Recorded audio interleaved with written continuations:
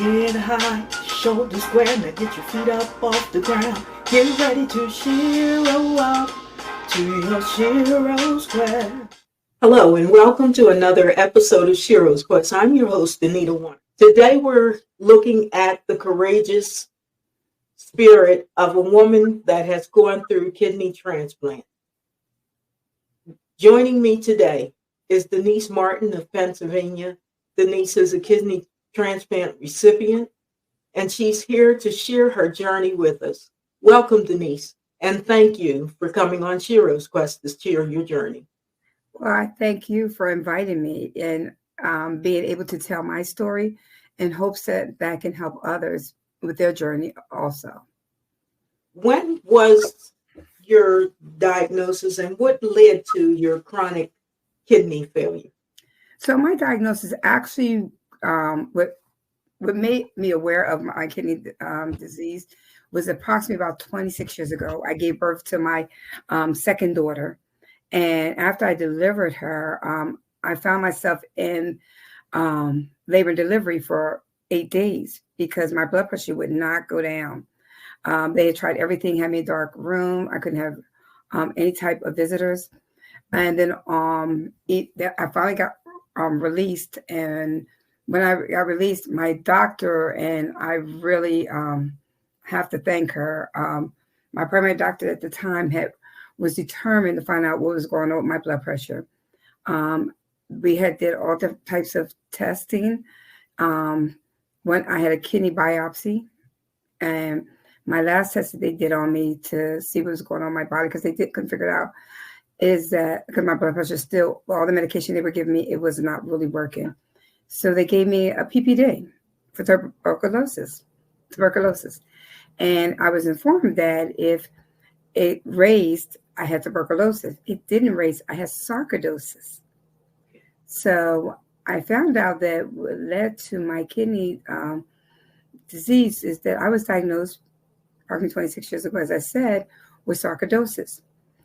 Sarcadosis is an autoimmune disease in which granulomas grow on major organ parts. It could be in your brain, your heart, your liver. Mine's landed on my kidneys. After I was diagnosed, it was easier it was more that I don't want to say easier. It made it more, my doctors more aware of how to stabilize my blood pressure.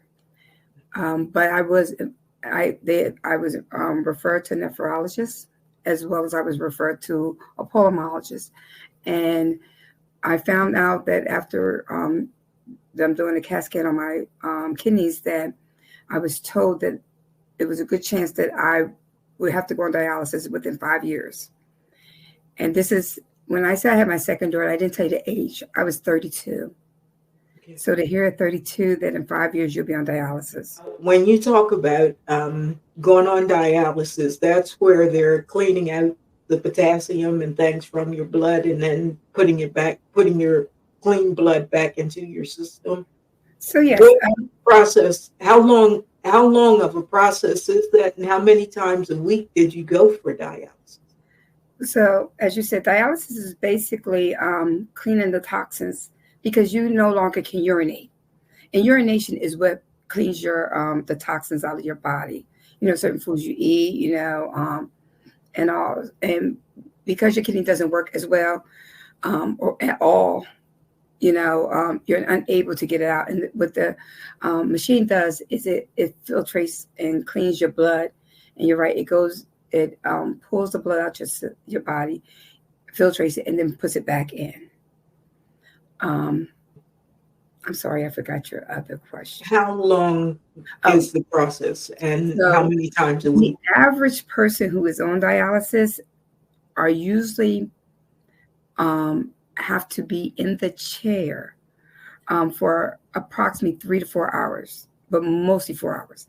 Now, there is 2 types of dialysis. It's hemo, which is when you go into a dialysis go to a dialysis center and they're doing the blood. And then there's peritoneal, which is within your peritoneal cavity, and they call it PD dialysis, where a catheter is placed in your surgically in your lower part of your abdomen, and fluid is put in there to help dialyze and get the toxins out. And you could do this from home.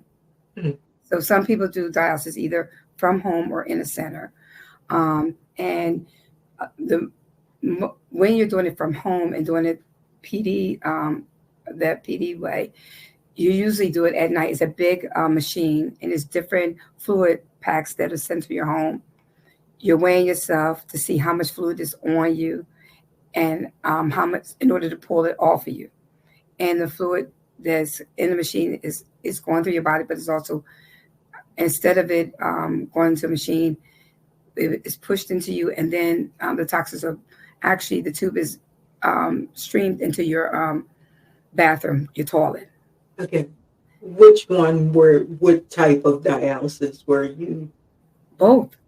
I did Okay. both. I Right. did both.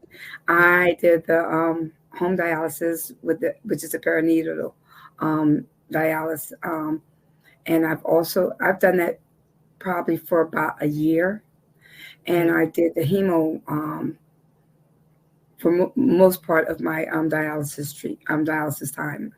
Um, I prefer hemo for myself. Others may prefer to do it at home. I'd rather just have it be done, taken care of, and when I go home, I can rest. Opposed to, it's a lot of cleaning, a lot of sanitizing that you have to do if you're doing it from home. It's a lot of work, and you definitely have to have support system, a strong support system at home. So if you're married, your husband or your children, they're adults, you know, you would have to have someone there, because a lot of insurance don't always provide a home health aide for you.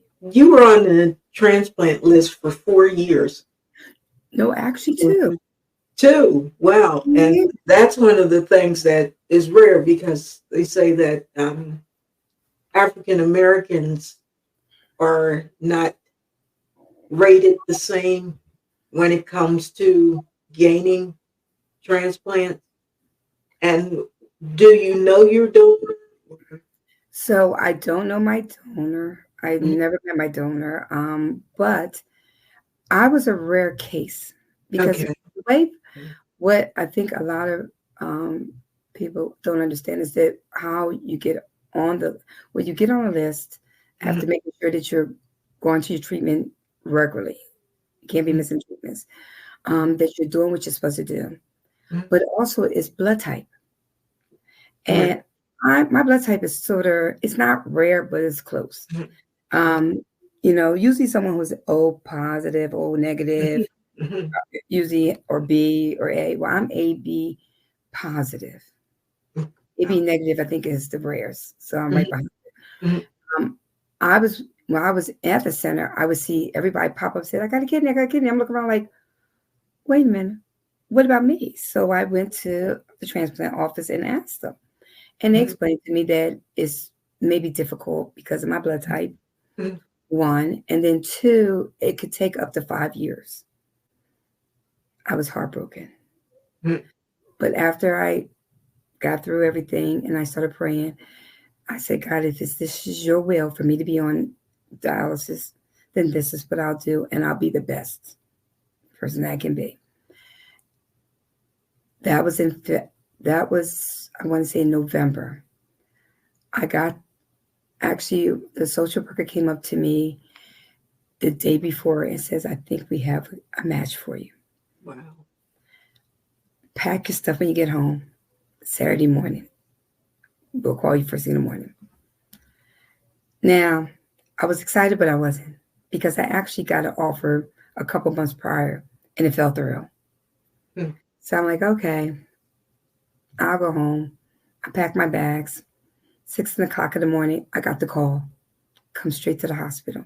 I got my transplant at Crozier. Mhm. I got over there.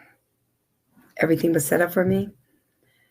Um, they did the transplant Saturday, and where most people, I might have had some difficulties during the surgery, I myself didn't. I was truly blessed. Like I said, I don't ever think like, oh, you're sick, or this keep you down.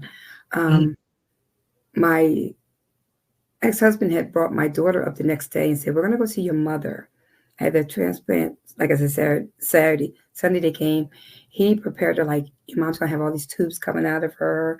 Don't be scared. She's going to be okay." Because that's how he last saw me when they wheeled me up from the recovery room. So he comes in there and I'm sitting up in a chair watching TV. I just made my bed and everything. Wires off of me. He's like, "Wait a minute. What's going on?" I said, "I'm fine." You know, I had, they usually send you in a PT to help you get around. I had already been walking around the hallways, So by the time PT got to me on Tuesday, the nurses told him, "Oh, she's been walking.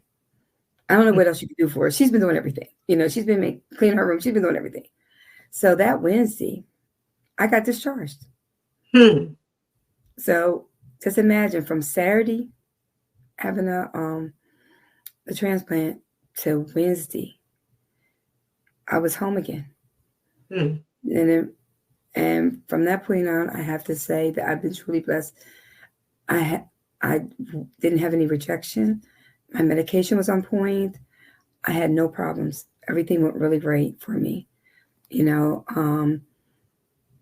My blood, my kidney function, even to this day, is excellent. Wow. So I'm doing what I need to do to enjoy life. Do they give the kidney a certain lifespan or? So the person, I do know a little information about the person who kidney I received. She lived in the Lehigh Valley. Okay. She was very athletic, worked out all the time. She was in her early 40s, very healthy woman. And she had an aneurysm. Wow. And her family decided to donate her organs, and that's how I received it. That's a blessing. Yes, yes, truly. Yes. How did it change your life? Aside of giving you an extension on life, emotionally, how did it change? Emotionally, for me, I mean, I've always, like I said, I've always had a positive outlook in life. I will say that I was a person who was very quiet, timid, but since all of this, I've seen that strong warrior woman. I'm very more open. I'm a person who's very positive. So even during my journey, my medical issues and all, I always kept a smile on my face, and I even at the dialysis centers when I was there, I always, because they was like, "You come in so happy." I'm so blessed, and I want them to know that people to know that you too are blessed.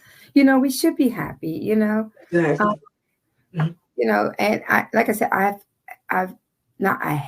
have an excellent support system of family, friends, co-workers, who have just, even to this day, are very supportive, just having that talk with me. Because, a lot of times we in the Black community do not seek therapy. I have to say I'm guilty. I did not until recently, when I realized that I had to seek therapy because I've been through a lot.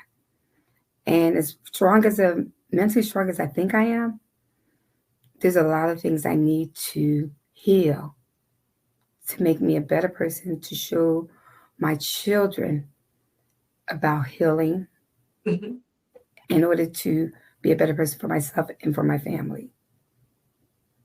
And so when you say you've been through a lot, which there's no doubt you have. Yes. What are your outlets when you're going through things? What are your outlets? For me, one of my I shut down, and it's not good. Okay. I have, and at times still have a shutting down.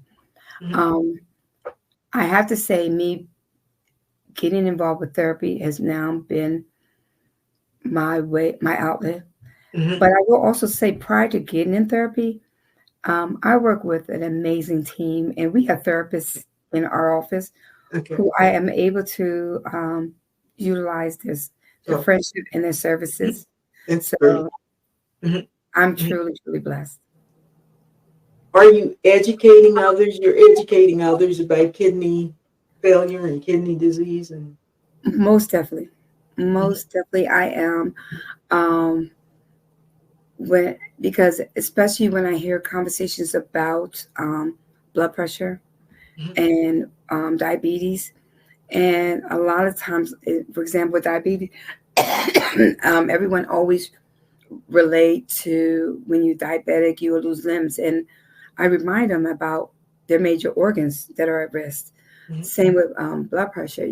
How important it is, and it's really important for me to, when talking, is to get that information out to our young people because they assume that you have to be old, and mhm, there's more younger cases that are coming out about who younger people who are being placed on dialysis, who have no knowledge of this could happen to them. They see their parents or grandparents, but not in their 20s, not in their mhm, teens, mhm. not in their 30s. So I every chance I can get, I definitely try to educate, or at least not, I want to say educate, make awareness of Mhm. this disease. I'm sorry. Make awareness of this disease and the importance of taking care of herself, because like you said, in the Black community, we go to the doctors, but I feel as though we go, but not as much, and especially our men. And I really want to get that message out to our men. Please, please, you're just as valuable as the mothers or Mhm. the women. Please go see the doctors. I talk to a lot of young people, even including my daughters who are young. I have a 31-year-old and a 26-year-old. But Mhm. the importance of getting their yearly checkups, on if it's their physical exams from their doctors, their GYN exams from their GYNs, because you don't want to be that person that you find out late. You've been having symptoms and then you've been pushing it to the side. Right.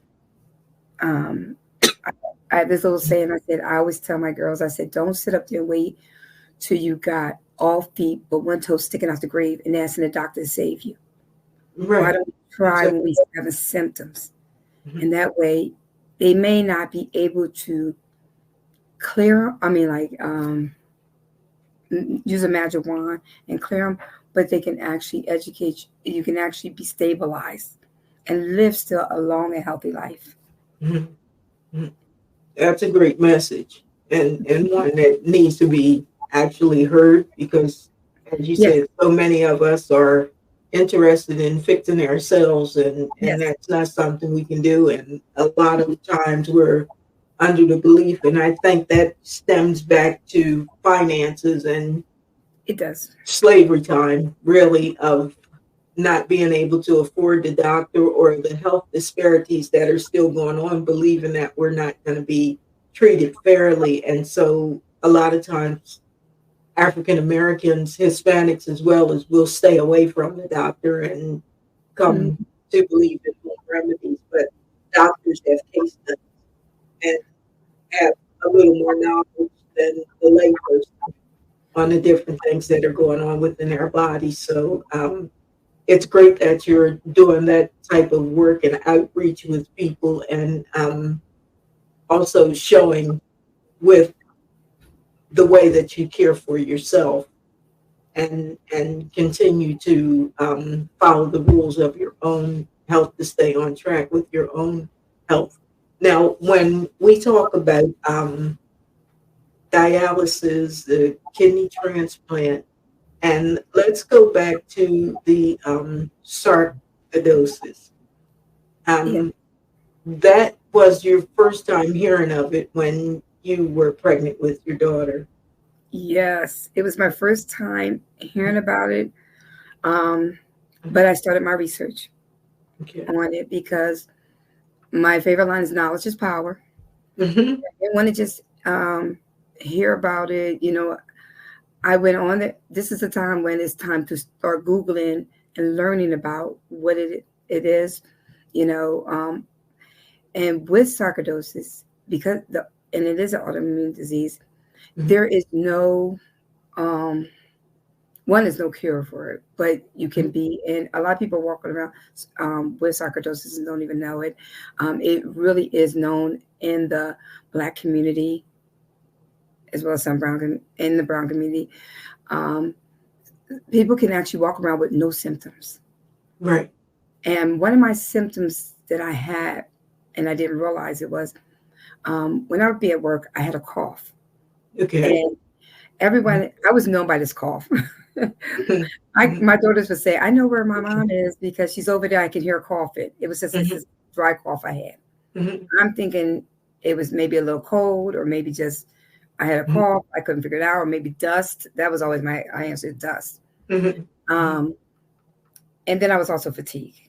But I just figured, you being a mom, you're fatigued. You're doing everything. You're working. You got kids running here and there. So there was a few things it was so, but I never noticed it really because I thought it was just part of, you know, being a mom.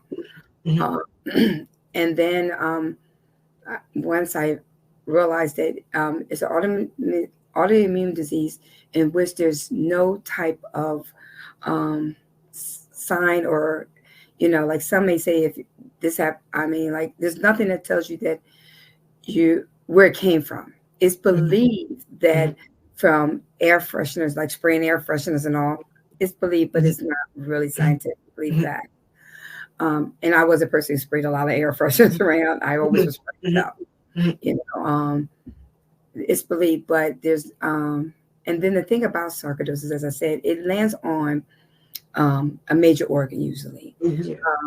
I go to remind going back to someone that famous who had sarcoidosis, which a lot of people did not know, Bernie Mac, Yes. on his lungs.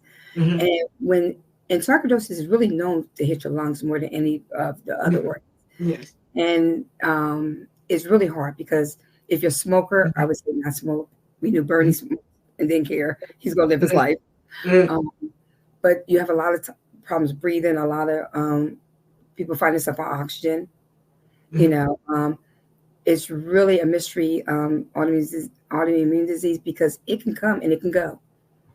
You can have symptoms one day, and one of the treatments they give you is prednisone to, I guess, work with the granulomas so they don't grow. And it's like granulomas are like basically big sores that grow in your major organs and all. Yes. And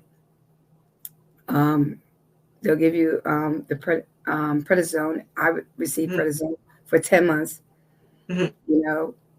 and that changed my life because I gained 100 pounds. Right. It puts weight on you. Yes. Yeah.